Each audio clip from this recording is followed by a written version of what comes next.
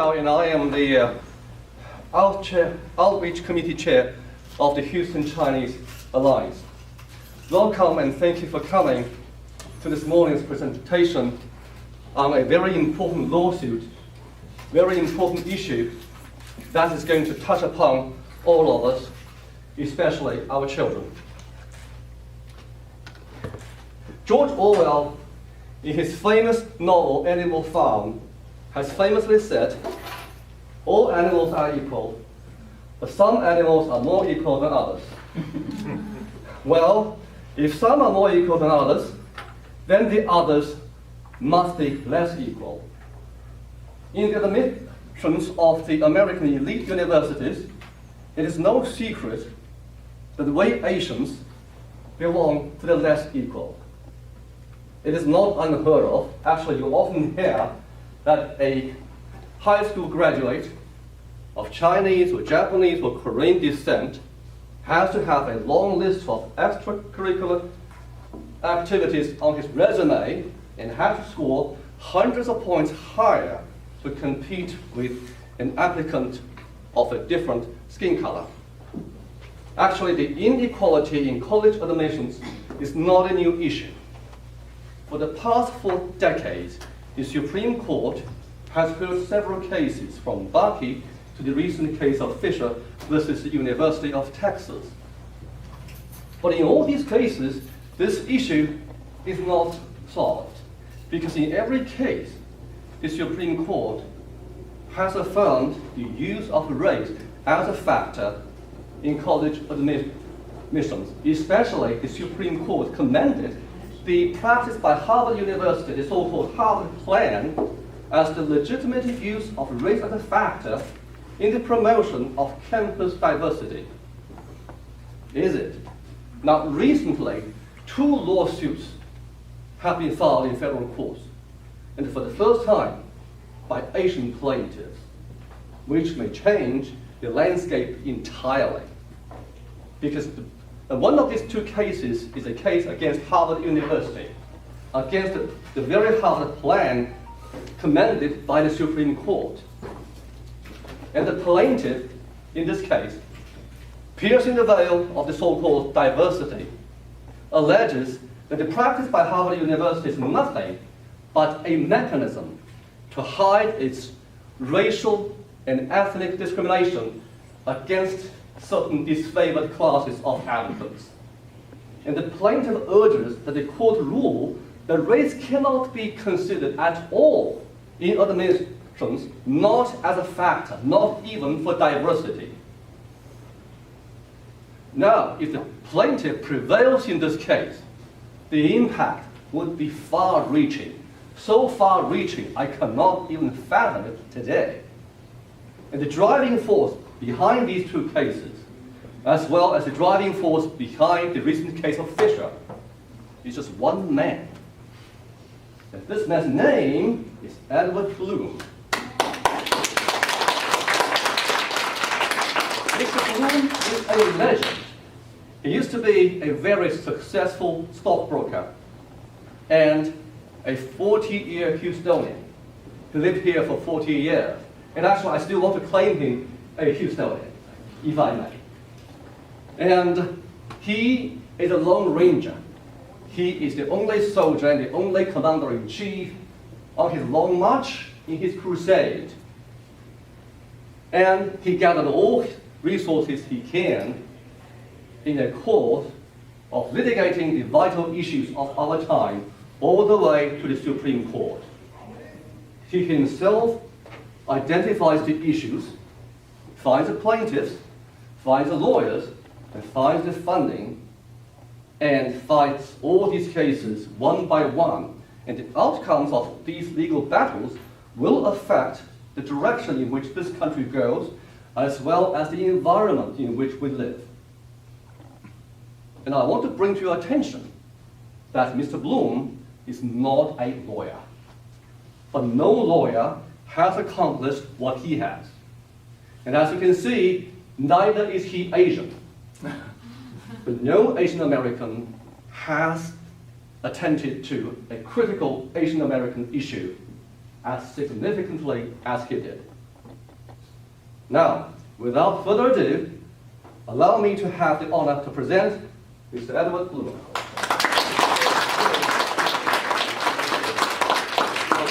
Thank you. That was a wonderful introduction. Challenge the use of race and ethnicity in various endeavors, whether it's higher education or employment or contracting. And one of my best allies is right here in the room, Ed Chen and his wife Eugenia Chen.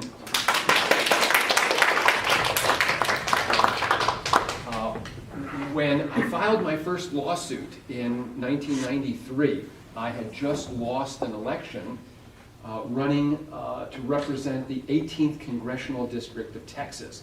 I was the Republican nominee, and I was defeated. I didn't win. Most people didn't think I would win, but I was upset with the way that the district here in Texas was drawn. It was drawn along the lines of a racial gerrymander. And what that really meant was that neighborhoods in Houston that were multiracial and multi-ethnic were split apart by their race and ethnicity to create safe, homogeneous racial districts. So in Spring Branch, one side of the street might be mostly African American. They were put into one district. The other side of the street was mostly Hispanic. They were put into another district. And these districts ran dozens of miles in different directions. So these neighborhoods were split apart just because the residents were different races. Well, Ed Chen and I and a few others filed a lawsuit challenging that. And Ed was there at the very beginning. That lawsuit was the first lawsuit I had ever filed in my life. I think probably the first lawsuit Ed had ever filed in his life. And we challenged the state of Texas. And that lawsuit was actually heard by the U.S. Supreme Court. That was our first Supreme Court lawsuit. And we won. David, thank you for saying I'm a kind of a lone ranger, but I've had a lot of wonderful supporters and help along the way. And Houston, Ed and Eugenia Chen marked that. So let me talk a little bit about the state of the law. David gave a very good overview of the use of race and ethnicity as the courts have looked at it over the last, now since 1978. So I want to talk about 3 lawsuits that have been filed that in one way or another challenged the use of racial classifications and preferences in higher admissions. The first case was filed by a man named Alan Bakke, B-A-K-K-E, who applied to the University of California at Davis Medical School and was rejected. He filed a lawsuit challenging what was then a hard racial quota at the University of California at Davis. That is, California at Davis admitted 100 medical students a year, and of those 100, 16 slots, not 15, not 19, 16 slots were set aside for African Americans. He challenged that. That case was heard by the U.S. Supreme Court, and the U.S. Supreme Court ruled in Alan Bakke's favor. They ruled that hard quotas like that are unconstitutional. But, as David pointed out, they did not rule against the use of race and ethnicity in general. They said colleges and universities can continue classifying their applicants by race. You have to check a little box. You're Asian, you check this box. You're white, you check this box. They can still do that, and they can still raise the bar for some and lower the bar for others. That's still okay in the pursuit of this goal called diversity. But what they couldn't do is have a hard quota. That was the first major lawsuit. The next lawsuit came in 2003 when 2 white applicants one challenged the University of Michigan's undergraduate program, and the other challenged the University of Michigan's law school program. In those cases, the plaintiffs brought a facial challenge to the use of race and ethnicity. That is, they didn't argue that well, there's quotas here and we need to end the quotas. They argued, well, there are quotas, but we need to end the use of classifications and preferences, period. Well, the court didn't see it that way. The court found that the University of Michigan undergraduate program was a quota, and they struck that down as a quota, but they didn't strike down as a quota of the University of Michigan's law school admissions policies, and they also sort of strengthened, to a modest degree, the latitude that universities have in raising the bar for some and lowering it for others. So that was a setback for those of us who believe that your race and ethnicity should not be a factor, either to help you gain admission to a university or a job, or to harm you in those settings. One of the interesting things that came out of that case was the Supreme Court said, look, before a university is allowed to raise the bar or lower the bar, if they must attempt to try something race neutral to achieve this diversity. So, what that meant, at least for the University of Texas lawsuit, which was the one that came right after the University of Michigan, was the University of Texas has, as all of you probably know, something called a top 10% admissions policy. That top 10% admissions policy was passed by the legislature in 1997, signed into law by then Governor Bush, and that required every college, every public college in the state of Texas to admit any student who graduated in the top 10% of his or her graduating high school class.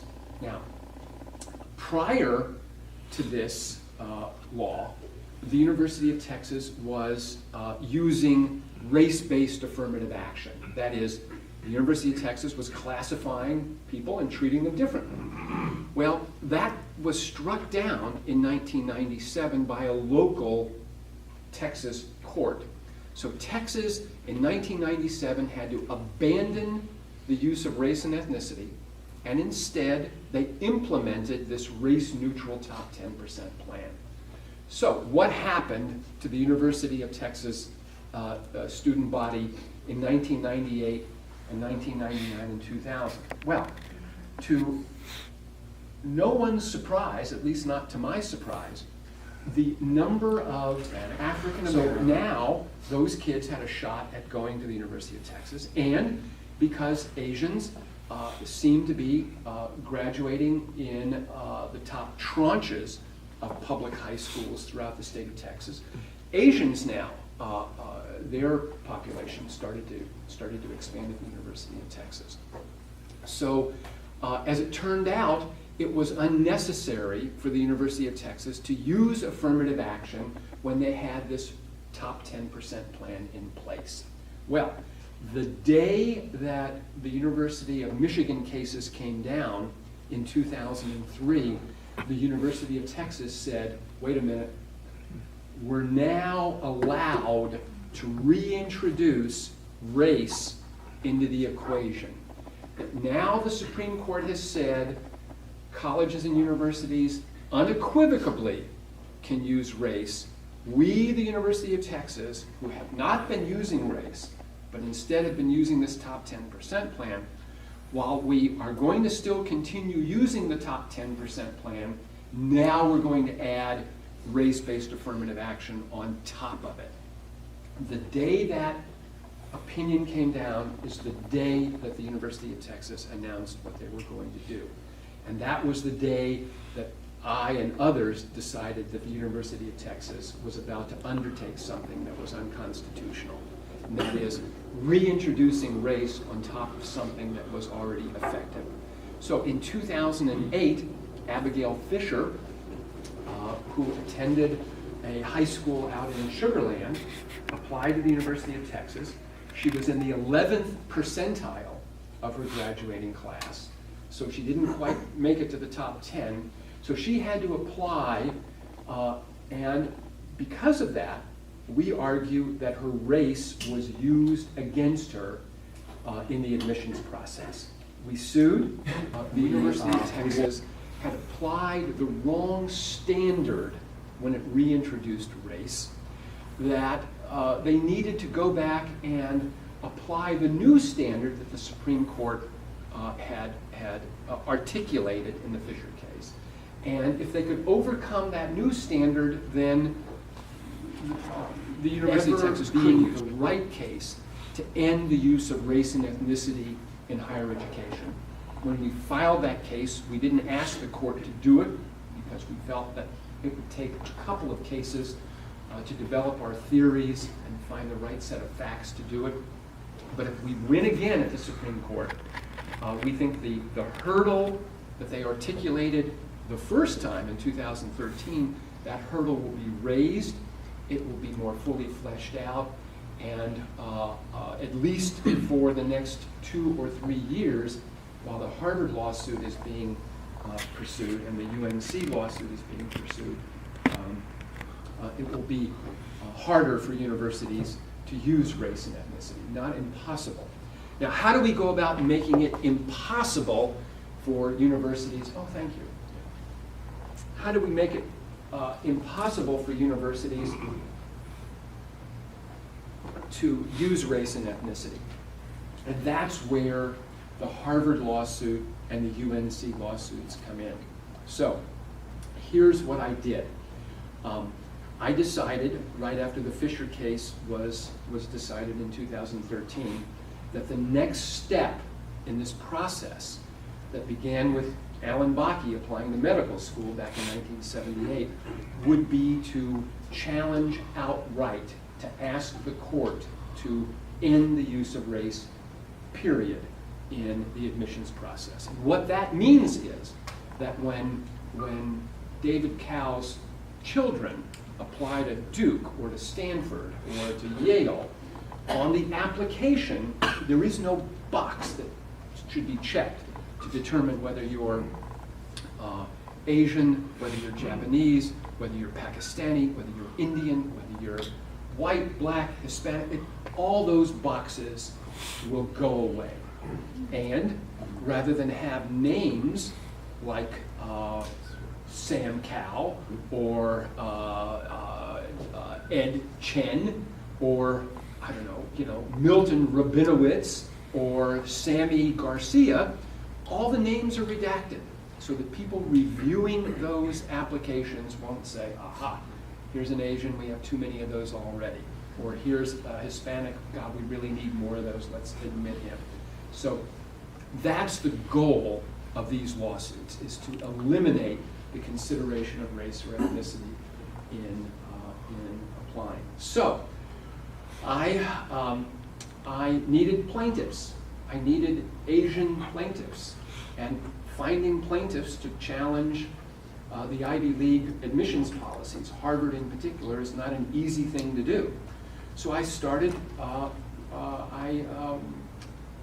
designed 3 websites: harvardnotfair.org, UNC, University of North Carolina, notfair.org, and UW-notfair.org, University of Wisconsin. And I launched these 3 websites, and I put out a press release, and I had some friends help out with doing press events in Madison, Wisconsin, Boston, Massachusetts, and Charlotte, North Carolina. And lo and behold, we had some press coverage. It was very helpful. Some of the press coverage wasn't very commendatory. The reporters didn't really like what we were doing, and you could tell that from the stories that they wrote and the editorials that appeared in newspapers. But it did the trick, and we ended up with, through those websites, with, at Harvard specifically, about 300 students who had either recently been denied admission to Harvard or who had been denied admission to Harvard in the past, telling us their story. And their story was absolutely remarkable. These kids were valedictorians. They are either immigrants to this country or first generation from China, Vietnam, India, Korea. They had outstanding test scores, outstanding AP exposure and AP course grades. They won science exams, they won debates, they won tennis tournaments, they played golf. They did everything that you would want kids to do when they're competing at the most competitive schools in the country. So those websites led me to, frankly, just one individual, one Chinese young man from California. His father contacted me and said, we're interested in pursuing this. I got on a plane, I flew out to California, I met with the family, I met to make sure that they understood what they were getting into, and they agreed, and lo and behold, the websites were launched in April. On November the 17th, 2014, we filed a lawsuit against Harvard, and we filed a lawsuit against the University of North Carolina. I have yet to file a lawsuit against the University of Wisconsin because I haven't found anyone willing to sort of be the plaintiff. Now let me stop and tell you about the structure of the Harvard lawsuit, because it's important that you understand what we've done differently with Harvard that we did with when Ed and I sued the state of Texas and when Abigail Fisher sued the University of Texas.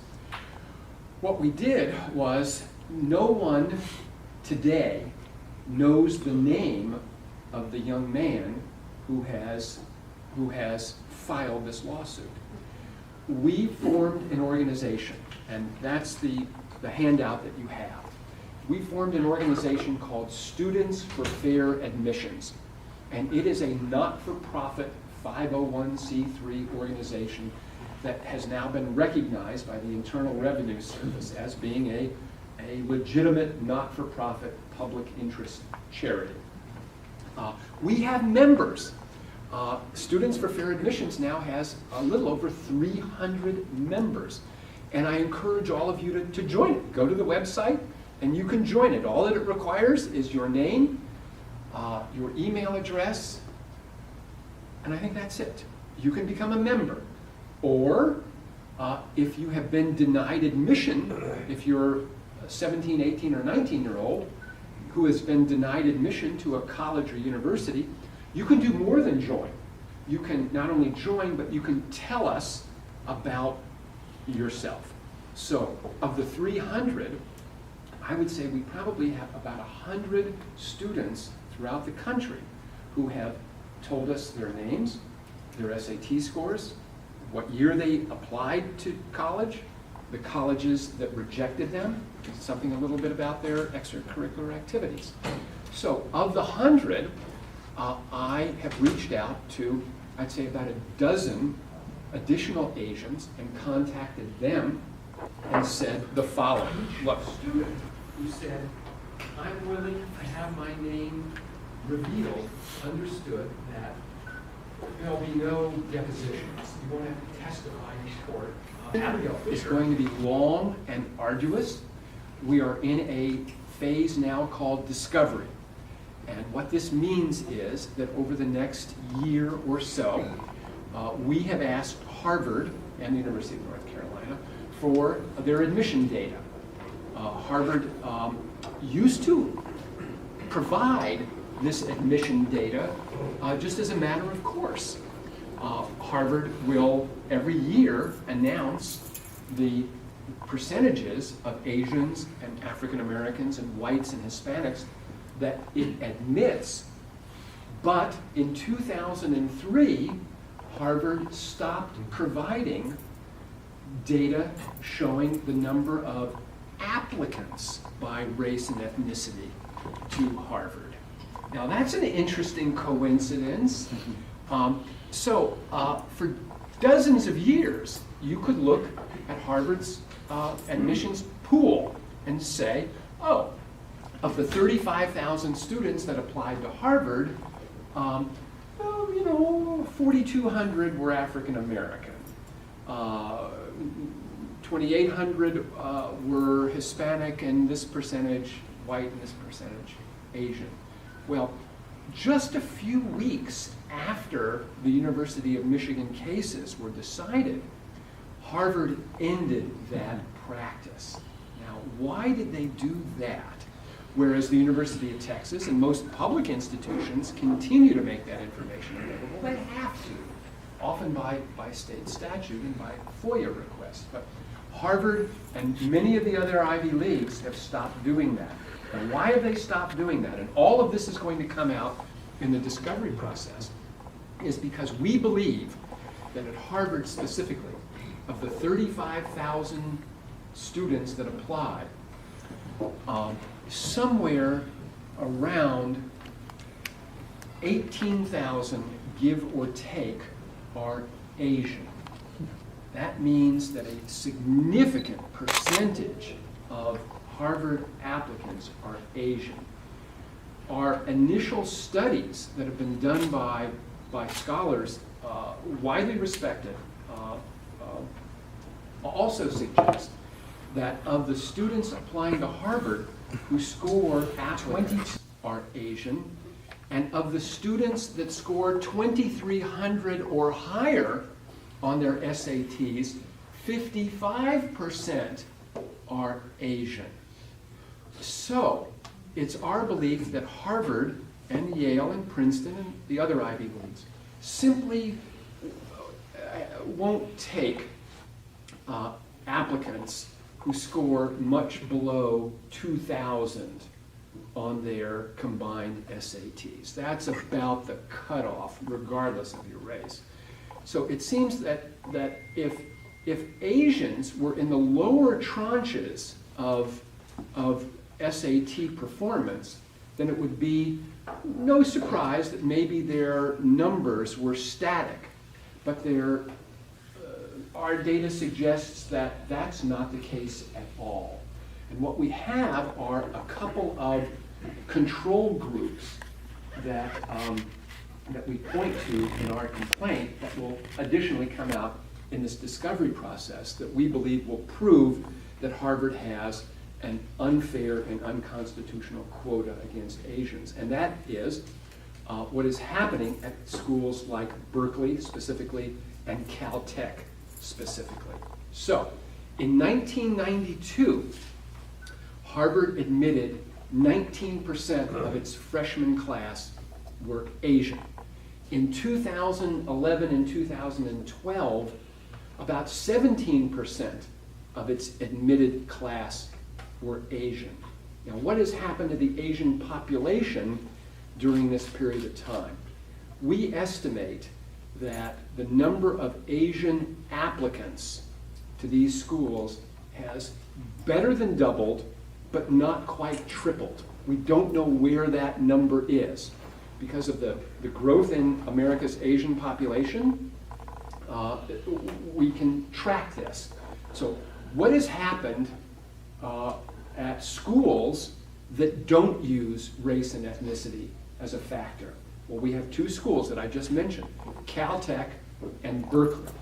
Well, Asian in 1990 go up significantly. Same story at Berkeley. 1992, I think it was about 16 or 17% Asian. They were forbidden to use race beginning in 1996.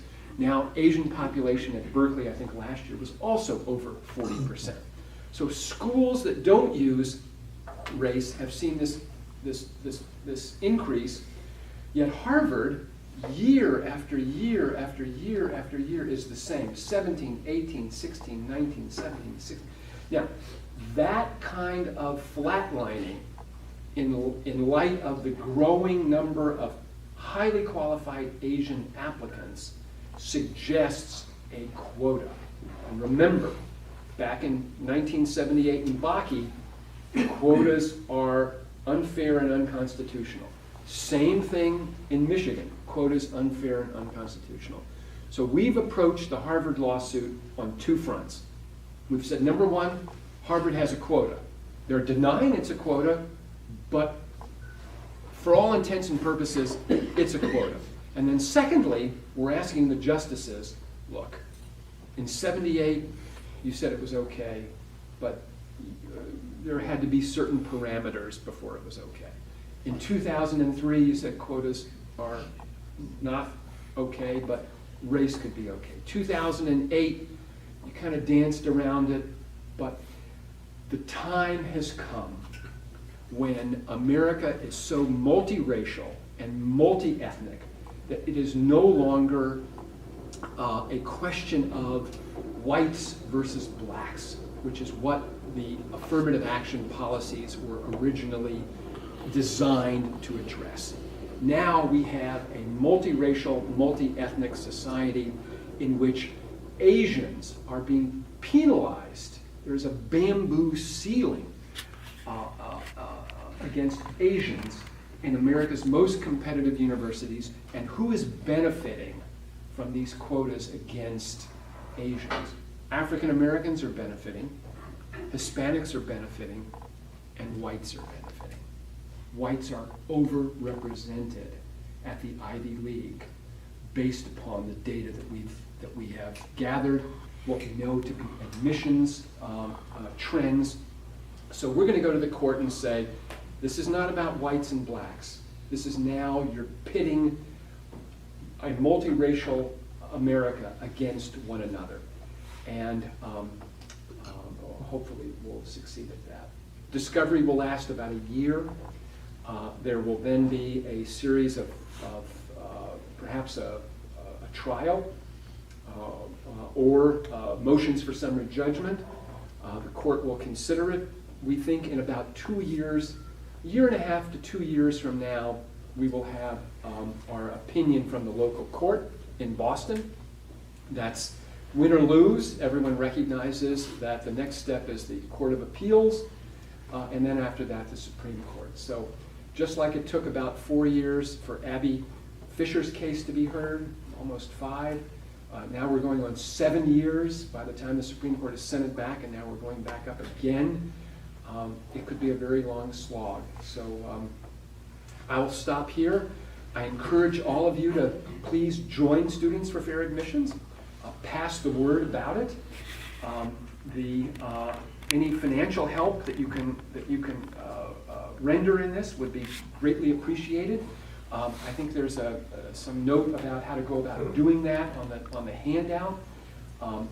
We have lawyers who estimate that it will cost about $1 million a year. David and I were talking about this, about $1 million a year to pursue the Harvard lawsuit, a little less for the University of North Carolina. I've raised money that takes us through about the first year. I'm hopeful that we'll have money for them the second year and the third year and the fourth year, but whatever you can do to help would be greatly appreciated. But joining and passing the word about students who have been rejected and participating in this is very important. We need new students every year, because at some point our old students that joined last year will no longer, although they'll be members, the court won't recognize them as harmed members. So we need new Asian students joining all the time. So thank you, and I'll take questions from it. Over the years, a number of people have contacted me and have wanted to file lawsuits challenging various admissions policies or employment policies, contracting policies. They were afraid of retribution. Frankly, I have had my name on lawsuits, and Ed Chen has had his name on lawsuits, and nothing has ever happened in terms of retribution. Ed was a faculty member at the University of Houston. His university never came after him. There may have been some grumbling, perhaps, but but parents were concerned that their 17 or 18-year-old son or daughter going off to Rice instead of Harvard would be penalized, that faculty members and fellow students would not agree with challenging these kinds of policies. So over the years, it's been difficult to find people who would stand up and put their name on a lawsuit. So our options were limited because we knew we wanted a large group of students to participate. So forming this organization and having them join was a way that their parents felt more comfortable that, all right, look, my son applied to Harvard, he's at Stanford, that's a good outcome, but one day he might want to apply to medical school. And lo and behold, if he's known as the man who killed affirmative action, applying to medical school, maybe that will harm him. So that was the rationale behind that. Yes, sir? I have two questions. The first question is, do we still consider the Asian Americans minority group, or is it part of the majority? Because affirmative action is for protecting the minorities because of the social economic status. So do we today consider Asian community part of the majority group? That's the first question. Now, second question, if we believe that the beneficiaries of the Asian discrimination are the white Americans, the Hispanic Americans, African Americans, how do we make that determination? If we find that it is really the African American communities or the Hispanic students are really the beneficiary, how do we win the support to our lawsuit? Okay, two good questions.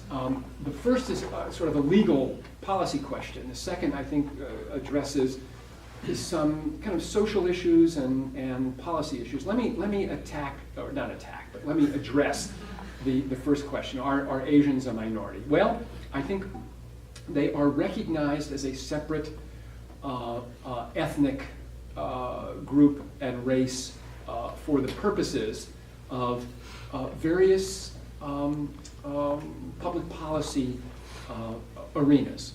There are four that come up. Contracting, if there is a small Asian-owned business person in this group, and the city of Houston wants to build a new swimming pool at a community center and puts that bid out for consideration, Asians are considered as a minority group in that arena. Employment, voting, and university admissions, pretty much the same thing. So for the most part, some Asians, don't ask me the rationale behind it. For instance, Pakistanis are considered a racial minority group that would benefit from these kinds of affirmative action policies, but Afghans are not. Don't ask me how that came about, but as Ed Chen will tell you, we learned a lot litigating various cases over the years. So the answer is yes, Asians are still considered a minority. Now, I think perhaps the press and certain advocates on both sides of the issue will sort of lump together whites and Asians in kind of one pile and consider blacks and Hispanics in another pile. You brought up the issue of socioeconomic issues. This is a very important point, and I'm glad you brought that up. Often I am asked, well, if you win and Harvard has to open up its admissions process in a colorblind way, that is, they cannot consider whether Mr. Patel is Indian or Mr. Chow is Asian or Mr. Rabinowitz is Jewish or Mr. Garcia. If they do it in a race blind way, then all that you're going to have are a bunch of Asians, you know, at Harvard. What do you think about that? Is that a good thing? And my answer is, you know, I frankly don't care. And then the follow-up answer is, if you're concerned that we have institutions throughout this country that will be, for the most part, majority Asian, and then white, and very few Hispanics, and very few African Americans, then there's a way that we can go about creating diverse environments without raising the bar or lowering the bar for people based upon their race.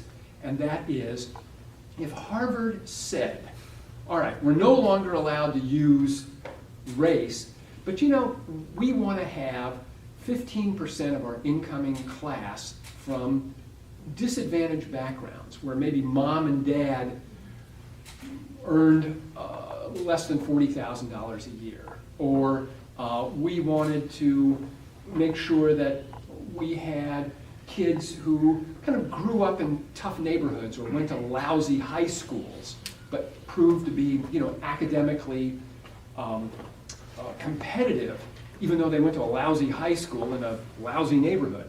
And we're going to lower the bar for those kids a little bit. That's fine. I think that's a great idea. And that, perhaps, we think, will help admit a sufficient number of African Americans, Hispanics, and kids, Asian kids, whose, you know, dad is a shrimper down in Angleton, who's first generation Vietnamese, who attends a lousy high school, but he happened to be the class valedictorian. Maybe he's not as competitive as a Vietnamese kid who went to straight Jesuit or Kincaid or St. John's or something, but maybe that bar is lowered a little bit for him as well. So that was part of your first question. Now your second question is, how do we convince people of this? Well, I don't think we need to do much of that. We're going to do some. We have to continue doing that. But polling data suggests that America has really moved to our side. That during the Fisher litigation, when Fisher was at the Supreme Court, the Gallup poll and other polling organizations did numerous polls in 2012, 2013, and then some in 2014. But the year that Abby's case was at the Supreme Court and was about to be decided, the Gallup poll did a number of polls, and they asked the following question, because you can really affect the outcome of a poll by the way you ask a question. They asked Americans, do you think a student's race should be considered when they apply to college? Pretty simple question. Not, do you think a student's race should be considered in order to overcome, you know, years of slavery, or in order to create a harmonious, racial, diverse environment. Just, do you think your kid's race should be used? Period. It's a pretty simple question. 55% of Americans, 65% of Americans answered that question as no. And African Americans split just about evenly on that question. Just about evenly. I think it was 48 to 52 said, no, your race shouldn't be a factor. So I think as long as we continue finding plaintiffs, we continue to articulate these issues in a way that America understands. Look, everybody's got you know, a son, a daughter, a grandson, a nephew, a niece that will be applying to college. And everybody pretty much wants a fair shake for those kids. And most of America realizes now that admissions is a zero-sum game. If you lower the bar for some, you're raising it for others. And that's just unfair, and it's just un-American. So I think we're moving in the right direction. Now, that's a long answer. You guys must be sick of this. Yes, sir. Mr. Blum, I think Professor Lee took the question beyond the college admission. Before the lecture, we talked about our mutual friend, S.B. Wu. I'm going to back up just a little bit and talk about S.B. Wu, these groups. I mentioned to you I've been to Nassau County in New York on Long Island, and then Livingston, New Jersey. And a couple of people have brought this up to me, and I'll be the first to admit that I don't know of the tension and the internal debate within 80/20 and SB Blum. I think each public policy arena has unique features to it. And employment is one of the most complex and complicated areas in which race becomes an issue. And my response to your question is nuanced, and I'm going to just give you an example of this. While it is ideal for employers, public employers and private employers, to be forbidden to use race or ethnicity in the hiring process or the promotion process, there are instances in which that becomes something that probably should be done. And I'm just going to give you one example. City of Houston, which is a public as opposed to private, the City of Houston has a police department. That police department has to police a very multiracial, multi-ethnic city.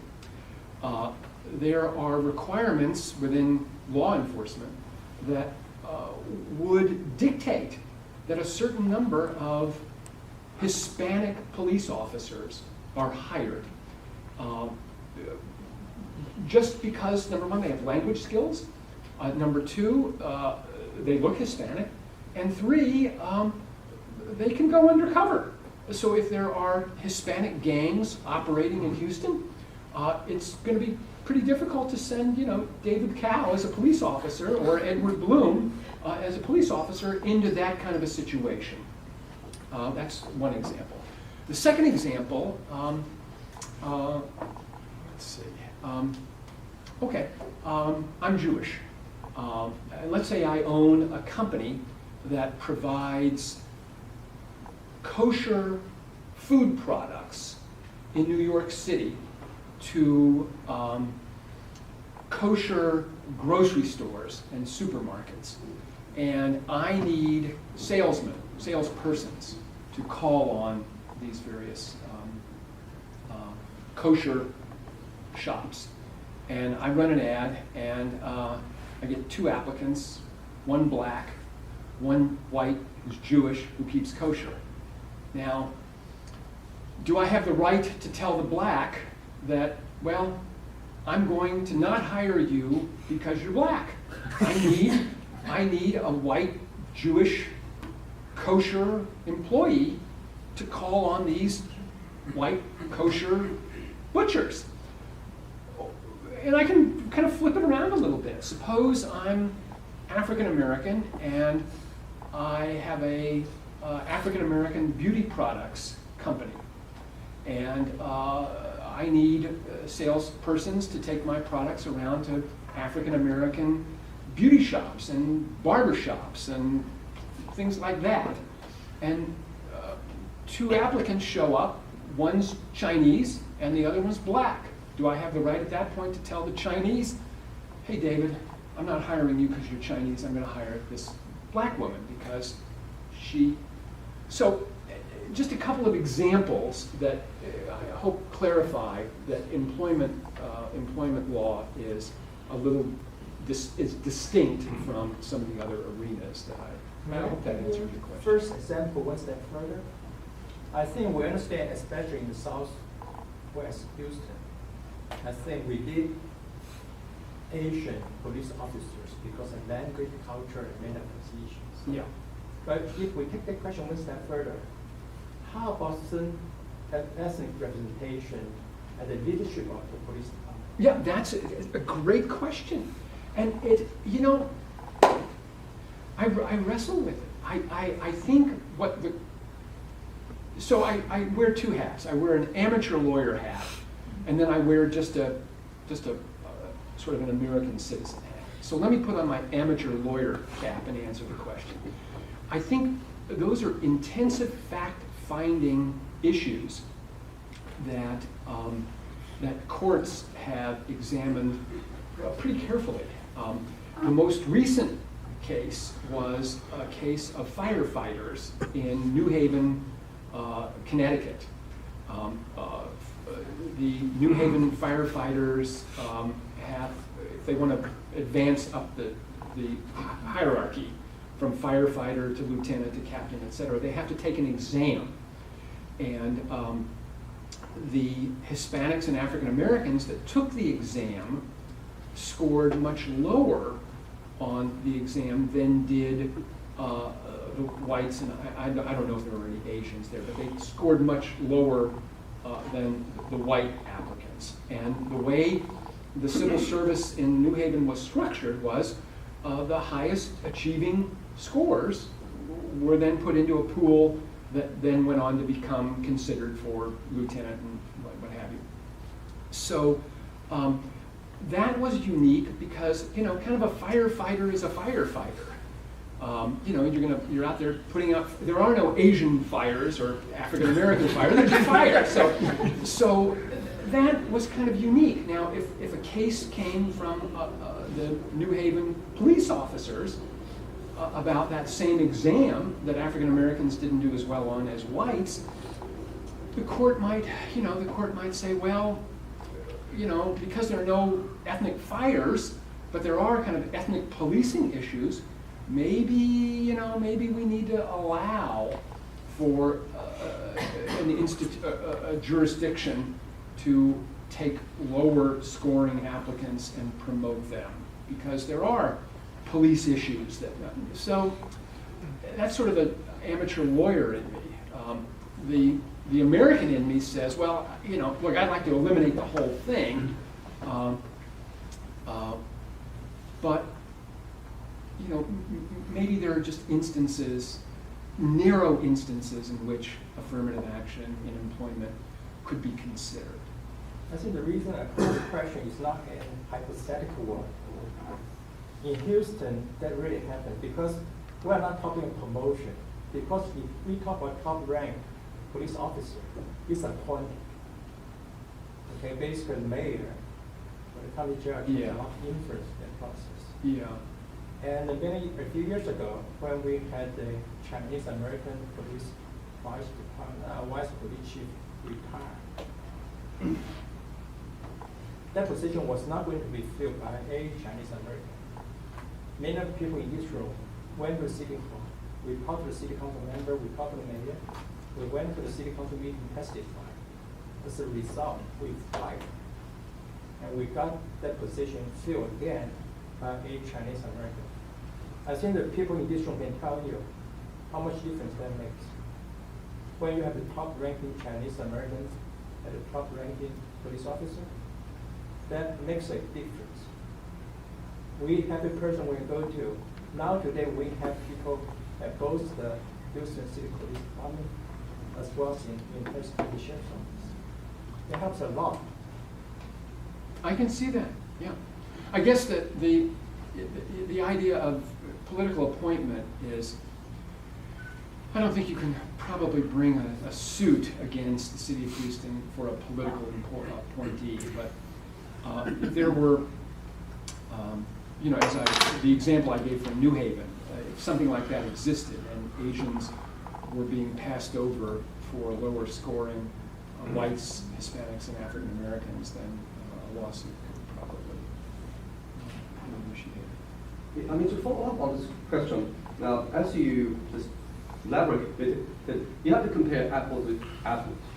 Some of the cases are unique. Now, the Fisher case, the Harvard case, is about education. It's not about employment. I mean, this is a common law country. When you apply cases, you have to apply the facts. So what is the nexus between the possible outcome of this case on the other affirmative action cases? What is the nexus? I mean, why do you think people are even worried about that? That's a great question, and it is, I think Ed Chen and I know from our experience in the sort of the public arena, trying to convince people to vote in elections that end all of this. Education is the most important of those four policy arenas. Contracting, employment, voting in elections and education. And the reason is it speaks to itself. Everybody has been to school. Everybody has competed in some manner. I say everybody, most have competed in some manner in school.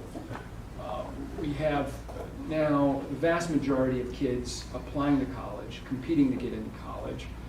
We understand all of that. We understand what being admitted to Harvard means in the life of our children and grandchildren.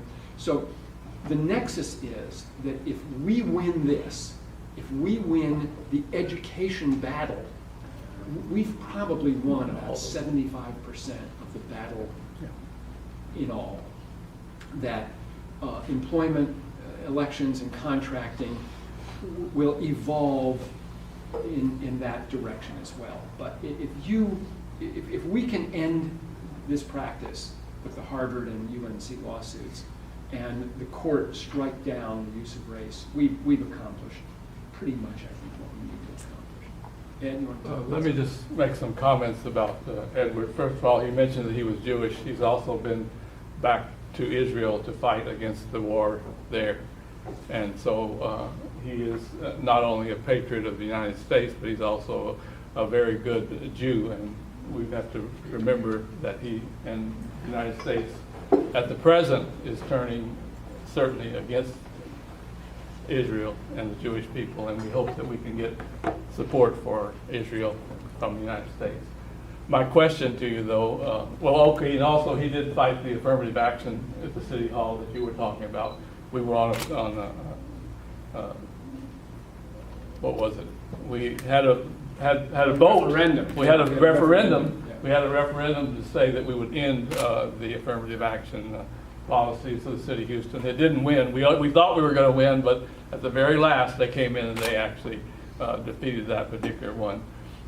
But my question to you is, people have been saying, and he's also a Republican, I'm a Republican, I was the vice chairman of the Harris County Republican Party. People have been saying that the Asian people have been going away from the Republican Party to the Democrat Party.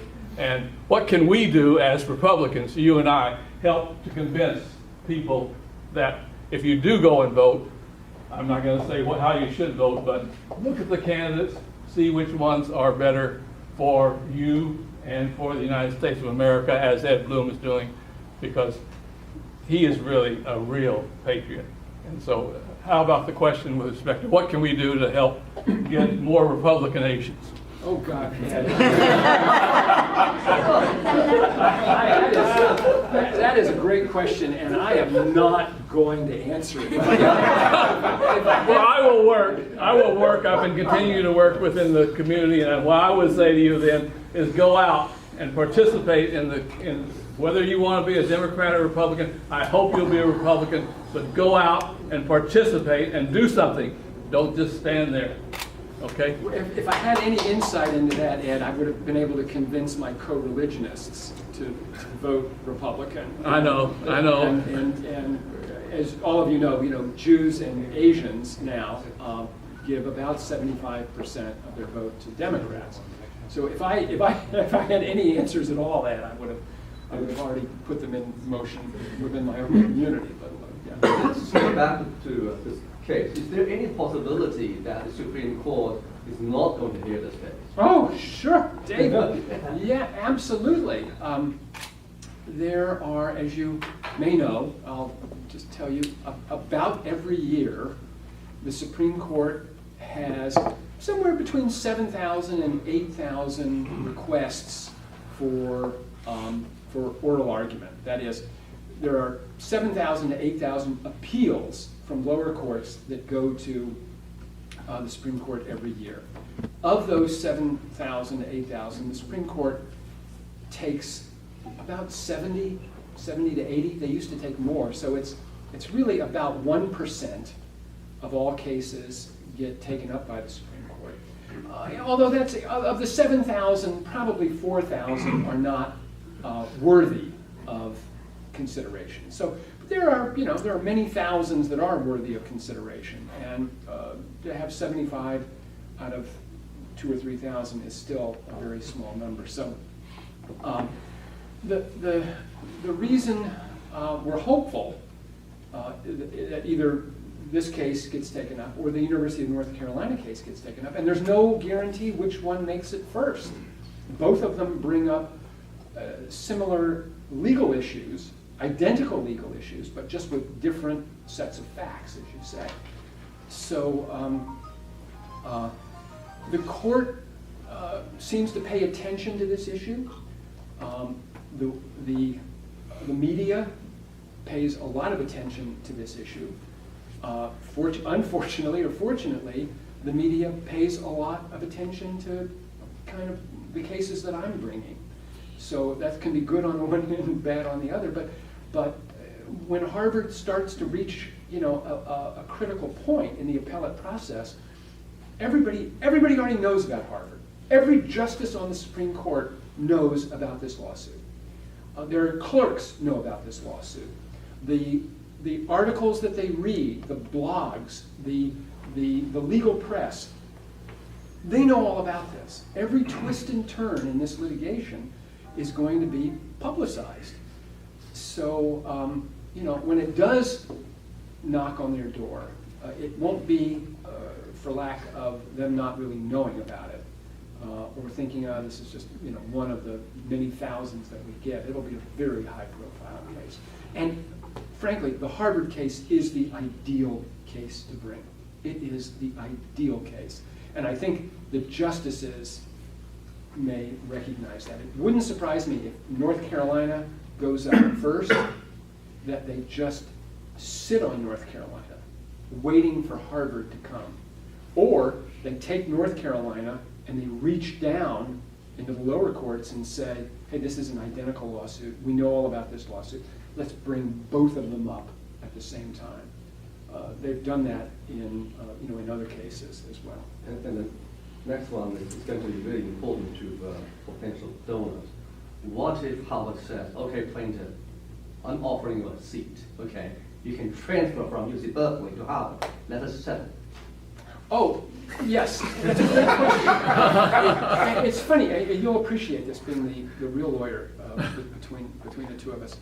The court in the First District Court of Appeals has rules, or maybe it's the district court has rules, that before the discovery process begins, the two sides must submit to the court a joint memo in which they discuss their efforts at reaching we compromise. Had to do this. It's not like, all right, so we said, yes, we'll be willing to drop the lawsuit if you will admit the one student that is mentioned in the complaint and the others that have now joined Students for Fair Admissions, and Harvard drops the use of race and ethnicity completely going forward, and you pay our legal fees. We threw that last one in, and of course they declined. They declined all that. I don't blame them. Yeah, so I would have taken out the legal fees and we're going to see if they would agree to the other two points. Yeah, I'm gonna. Yes, ma'am. So the Harvard case is currently under discovery stage. Does that mean Harvard has to open their admission data to the public? They have to open it to us, okay. And we're now in the process of telling the court and telling Harvard what we want. And of course, what we have told Harvard what we want is really quite overwhelming to Harvard. Harvard's quite distressed about what we have asked for. We have asked for every admission file going back to 2008. And Harvard said, well, that means that you want 5.9 million pieces of paper. And we said, yes, we want 5.9 million pieces of paper. And they said, that's not going to happen. And we said, well, we'll meet you halfway. Instead of 5.9 million pieces of paper, we'll select 1 million pieces of paper at random. We'll get our expert you get your expert, will go to the database, and will just pick, you know, 1 million pieces of paper at random, and we'll settle for that instead of the 5.9 that would cover everyone. So we haven't heard back from Harvard on that yet, but this is the process that we're in.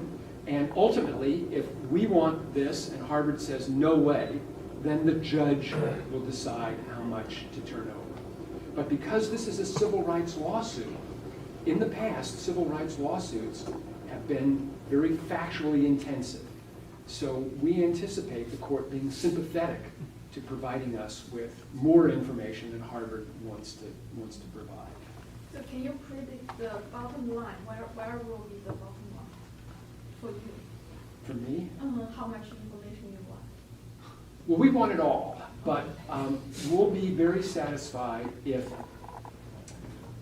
we get, I guess we'd be happy with maybe 40,000 individual applicant files chosen at random over a 5 or 6 year period. And we want the complete data set, the computer data set. So all that they have to do is provide us with a hard drive with all of their admissions data on it. And then we can look at maybe 40,000 individual students to see how they were treated during the interview process. So, sir. Yes, Mr. Blum, you've spent 20, 30 years studying these admissions processes, so I wanted to ask you this question. What have you learned regarding the Harvard admissions process with respect to the test scores? And the reason I ask this is, a few weeks ago in the Wall Street Journal, Oklahoma University published a full-page ad where it set forth how many students in the top 10 schools in the United States had national merit scholars. So these are the highest scoring students on the standardized test scores. I was surprised to see that Harvard only had 300 approximately out of an entering class of 1,600. So only 300 of the 1,600 Harvard students are in the top scores of the SAT. So something's going on inside of Harvard where they do not assign to the standardized test scores the importance that you seem to assign on your statistics here that you put forth.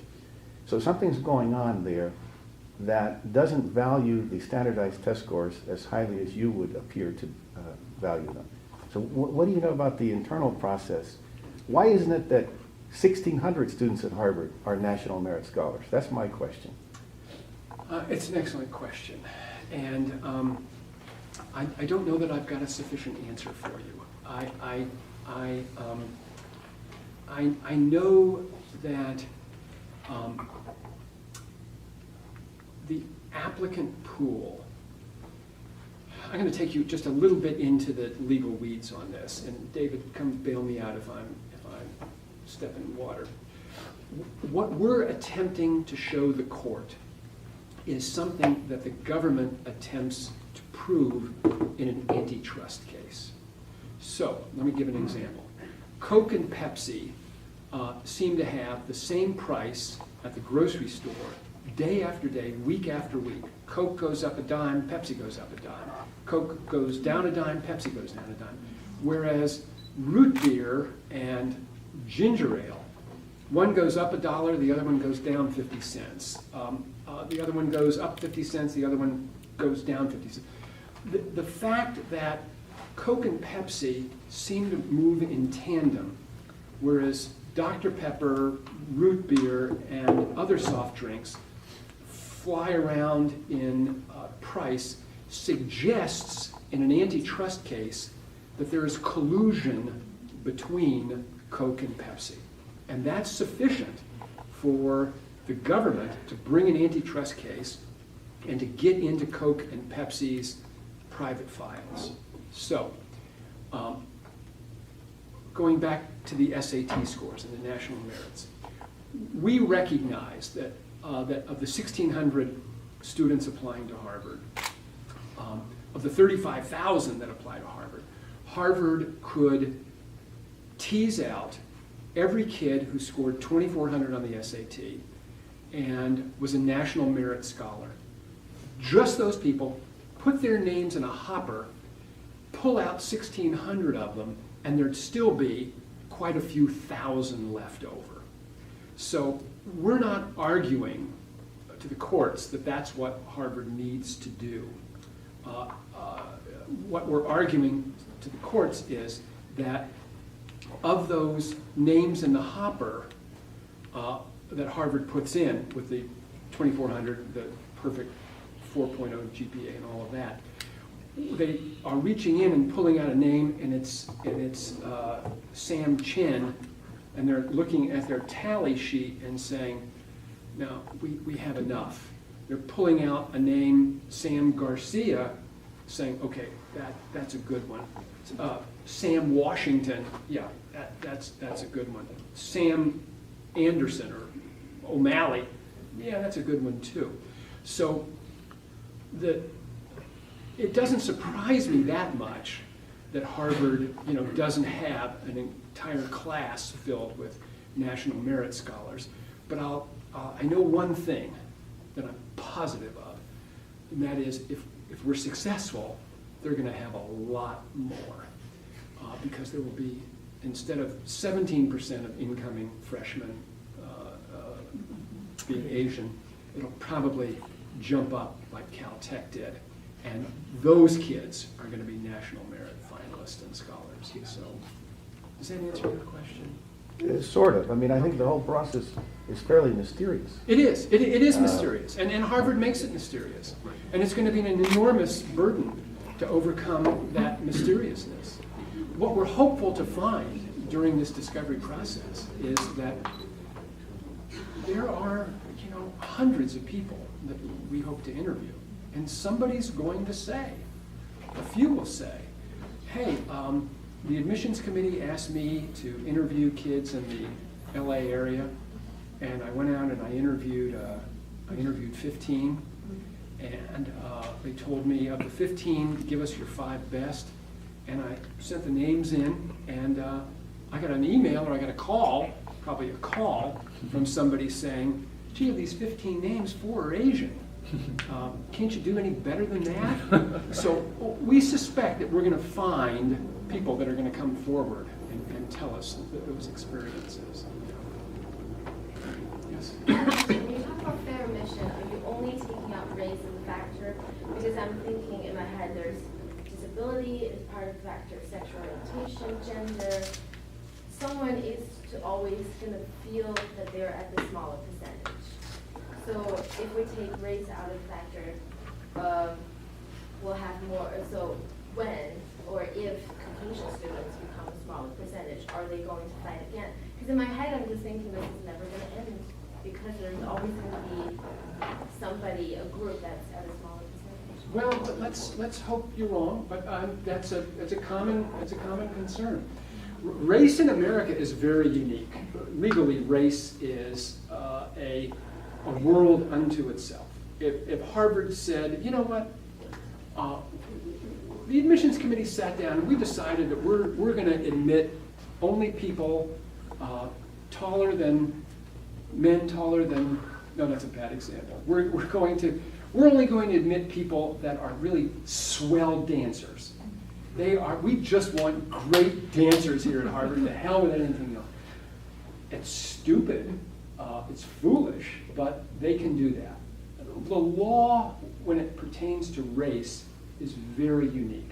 So if Harvard said, well, hey, we want more disabled people, or we want some additional gays, or we want some additional heterosexual, as long as race isn't part of that equation, that's something that, that they can pursue. In other words, it is only the racial policy in how admission that should attack, not anything else. It's just that. Eugenia? I just have some experience to share with you. We have 2 children, okay? The girl is 6 years older than the boy. When she was just the 2nd year in high school, she came to us. She said that she was going to college. I said, where? She said, Rice. I said, you got to admit it? She said, yes. And she had one SAT, but not the second one. So she wasn't a National Merit Scholar. She had good grades, so she went to Rice with full scholarship. Okay, but she was an electrical engineering major. That went fine. When my son graduated, both of them went to Bel Air High School. He was National Merit Scholar. He was the top 3% of his class.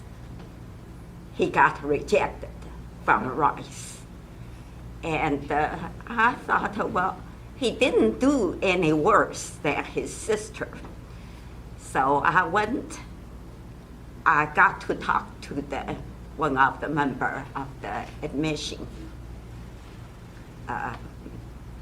she said, there are 3 things wrong with your son's admission. I said, okay, tell me. She said, okay, number 1 thing was he went to Bel Air High School. At the time, Bel Air High School was the best high school in Houston. And he said that there are 30, 40, 50 of the National Merit Scholar from Bel Air High School. He's just one of them. I said that that's correct. And number 2, he said he's not the top 1%. He's about the 3%. I said that's correct. So he said another thing is he applied for biology. At Rice, there was no pre-med.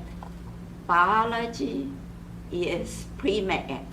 That's very difficult. He said, 1 more thing. I said, what's the 1 more thing? He said, we want diversity. I said, okay. What's that diversity? You mean race? He said, actually, no. I said, well, then what? He said, we go by how your name starts. See? I said, so if your name is Johnson or Jones, that would be the most. I told my son, I said, well, you had good grades and everything. I said, he said, well, I have a place to go anyway because he could go to UT or A&M with no problem. But that thing kind of amazed me a little. It's an amazing story. Thanks for sharing Yeah. that with us, sir. Just 2 comments. We have been into enough of that admission or school admission meetings, and they always say, we are looking for the whole package of a student. So that means if you are like shot put, national number 2, you don't need a 2400 SAT. You can get into Harvard, okay? Or you have started up 2 companies when you're high school. Then you don't need a 2400 SAT. Okay, so getting to that, that means their admission process is a complete different perspective rather than we Asian always think 2400 SAT, that's all you need to get to Harvard. It's not the case, first. And second, last name is very tricky, especially in America. We have seen enough Chinese last name, but their look is totally Caucasian. Okay, with LIU, last name, we think it's Chinese, but when you look at the real person, it's a Caucasian. Because in America, there are so many interracial marriage. You know what? Al Gore's daughter married to a Chinese.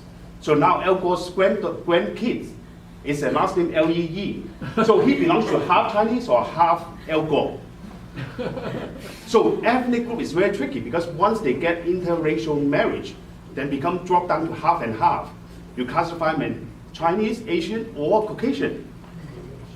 That's why in NIH, in biomedical research, now they drop ethnic Because if you need to look at it, you need to check every single base in your DNA. See whether you are really Chinese, Asian, or what, or mixed, you know? So if we are getting to that, I'm trying to point out in front of you, Mr. Blum, if you really need to know what Harvard admission process is, get all the data. And you can have a complete picture, even though it's a 5 million documents. Otherwise, they will say, well, we only have 10% of our data. And you cannot draw a conclusion by the small statistics. Or you only randomly take 1 million document or 40,000 people. This is not a majority of the case. Their admission process were more complicated. So I'm going to give one more anecdote and then take another common question. Mysteries of university admissions, especially places like Harvard and Rice and America's most competitive universities. We have a laboratory for how this really began and how it's and how it played out over the years. And the laboratory began in the 1920s at Harvard. We spend a lot of time on in our complaint against Harvard about this, and that is because of America's immigration policies in the late 1800s. By the early 1920s, a number of Eastern European Jews had moved to the United States, and because of a variety of reasons, most attribute that to sort of the culture, the family culture, and the emphasis on academic achievements. More and more Jews were applying to Harvard, and at that time, Harvard admitted strictly on a meritocracy. You had to take an exam, you had to get a couple of, recommendations, but it was basically, you scored 2,400 on the SAT, you're applying, or that version of the SAT back in the 1920s, you're at Harvard. And by 1924, almost 30% of Harvard's freshman class was Jewish. 30% of Harvard's freshman class was Jewish. And what percentage did Jews make up of the United States back in the 1920s? Well, I think it was less than 2%. I'm estimating that. It's less than, I think, 2% now. But so what did Harvard do? What happened at Harvard? What did everyone think about this? Well, the alumni and the administration at Harvard had a fit. This is completely documented in a number of books and articles and essays that the senior administration, the president of Harvard, was receiving letters complaining from alumni that they go to the Harvard football games, and literally, I'll never forget this, an influential alumni wrote to the president. He says, I look to my left, what do I see? Nothing but Jews. I look to my right, what do I see? Nothing but Jews. Something has got to change. And lo and behold, Harvard instituted what, for lack of a better term, the Harvard Plan.